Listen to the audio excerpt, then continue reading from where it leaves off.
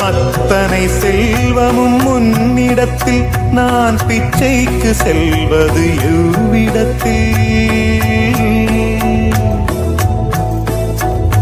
அத்தனை செல்வமும் உன்னிடத்தில் நான் பிச்சைக்கு செல்வது எவ்விடத்தில்? வெறும் பாத்திரம் உள்ளது என்னிடத்தில், அதன் சூத்திரமோ அது உன்னிடத்தில். ஒரு முறையா இருமுறையா பல முறை பல பிறப்பெடுக்க வைத்தாய். புதுவினையா பழவினையா கணம் கணம் தினம் என்னை துடிக்க வைத்தாய். பொருளுக்கு அலைந்திடும் பொருளற்ற வாழ்க்கையும் துரத்துதே.